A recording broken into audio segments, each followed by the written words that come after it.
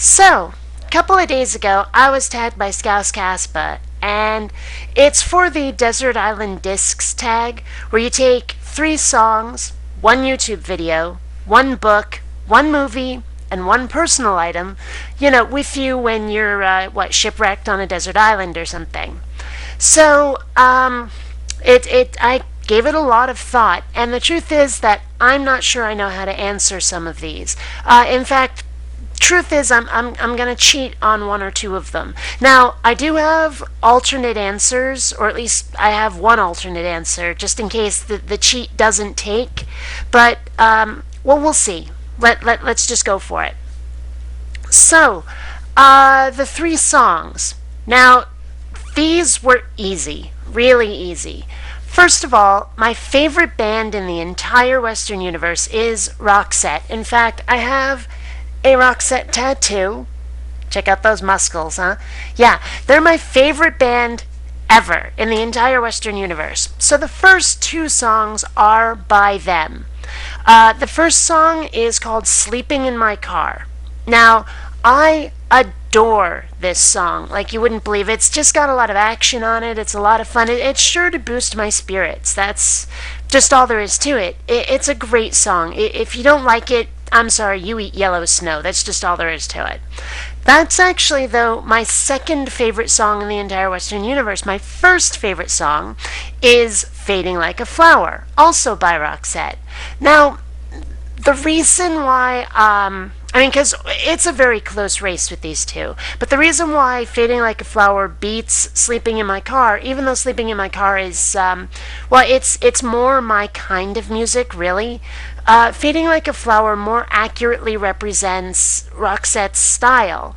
It's kind of a power ballady sort of thing, and it's, I don't know, it's like a mixture of everything I love about the band, with one exception. There's just not nearly enough of Per Gessle singing on there. It's all Marie Fredriksson, which is not exactly a problem, but at the same time, that's the one thing it's missing to be I think it still is the best Roxette song ever, but to truly represent everything I love about the band, it would need him to sing a little more. Anyway, the third song. Okay, I had a girlfriend. Some of you may have heard me talk about her, and she's actually in one of my videos. Just a picture of her, but I adored this girl. She abused my trust in many ways, and she had kind of a substance abuse problem and various other things, but I'd probably still be with her if it weren't for the fact that she just betrayed my trust once too often. So, she and I had what I would consider our song, right? And that would be Only You by the band Yaz, also known as Yazoo. I love the sort of like 80s electronic kind of Men Without Hats sound, and Yazoo definitely had that. And Only You is a great song, so that would be number 3. Now, here's where the first cheat comes in, because I went through my favorites list on my YouTube videos, and I thought about every YouTube video I've ever heard, and I just couldn't come up with a good song, a good video that I would really want with me, so I chose another song. I chose Silver Blue, also by Roxette. Favorite band ever. I realize it's kind of a cheat, but it's a wonderful song. I don't know, there's something about it. It gives me that sense of what I think Christopher Hitchens calls the numinous. It's that feeling of there might be something magical in the world. Just a little something, So, I had to pick that. I'm sorry, I wish I'd picked something with a little more content. A lot of folks would pick a lecture or something, but I couldn't do it. I just couldn't do it. Okay, on to the one movie. Now, again, this is where I'm going to cheat a little bit, because I'm going to pick the Star Wars saga. I realize that's 6 movies. Yes, the prequels too. I like them, Jar Jar notwithstanding. Okay, and I justify that by saying that it's one continuous story, right? Now, mind you, this is the original trilogy, but, special edition, but original trilogy. it just doesn't work if you've only got one of them. I mean, it's like there isn't any one movie that tells the whole story. There just really isn't. I mean, maybe A New Hope, maybe just a little bit, but Vader gets away and there's more to the story, obviously. So, but if I had to pick one, if I had to pick just one, I would be picking The Empire Strikes Back. Without a doubt. There's just something about the look of Cloud City that makes me a very, very happy camper. It's inspired a lot of my artwork, including my webcomic, which you should all be reading, damn it. Link in the, well, it's not a sidebar anymore, is it? Bottom bar. But anyway, yeah, so, if I had to pick just one, it would be The Empire Strikes Back. I'd like to take the whole saga with me. It just makes sense.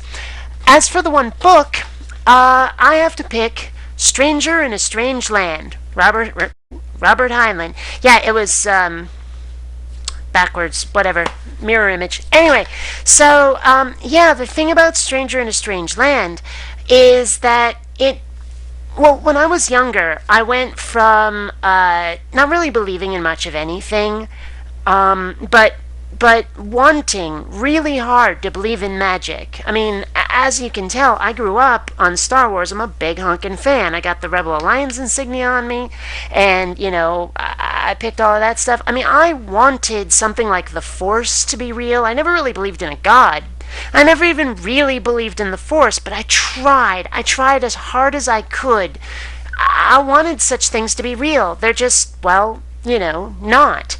So when I read Stranger in a Strange Land, it kind of took all these disparate ideas of what I wanted to be, and kind of made me, I don't know if it's appropriate to say I was a pantheist, a naturalistic pantheist, but what's described as Martian philosophy in Stranger in a Strange Land is a lot like, how do I put this? It's very similar to the Force in many ways. And, I was already predisposed to want that to be true. And that's an operative word. I wanted it to be true. I'm not saying I believed. I just wanted. And so after I read Stranger in a Strange Land, it led me to that sort of pantheism mode. But over time, I realized that all I was doing was grafting a layer of special on top of the natural world.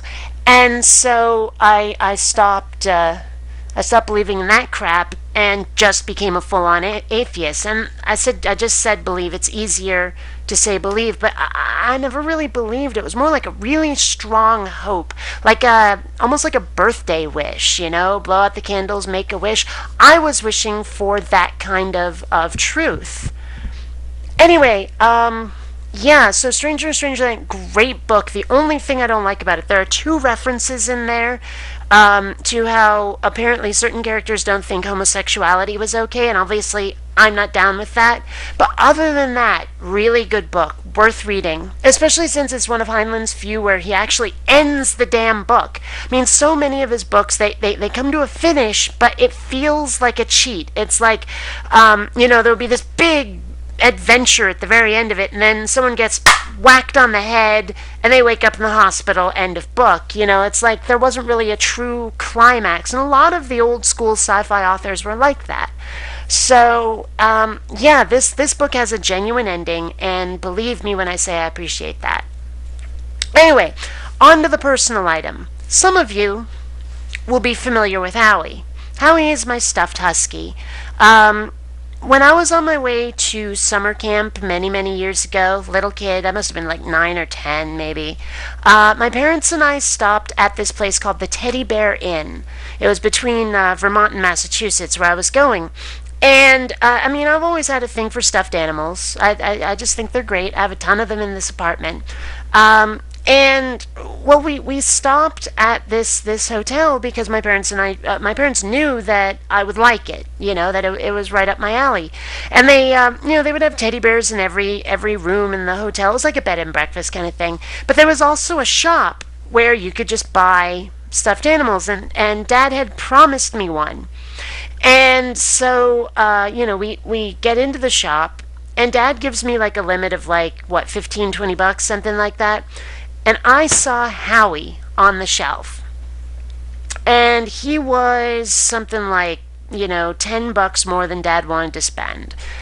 But I was like, that's the one I want. I want that one. That is, he will make me happy for sure. And so, after a little hemming and hawing, Dad gave in because, well, let's face it, that's what dads do for their kids sometimes. And so he got me Howie, and now here we are, like more than 20 years later, and he's still my boy, this Howie. He's named after Howie Kemp from the Ramona Quimby books by Beverly Cleary. Yeah, I won't say I go like nowhere without Howie. I won't say that, but I don't know. He's with me a lot. I keep trying to explain to people just how much of a big old overgrown kid I am, and Howie's definitely a symptom of that, for sure.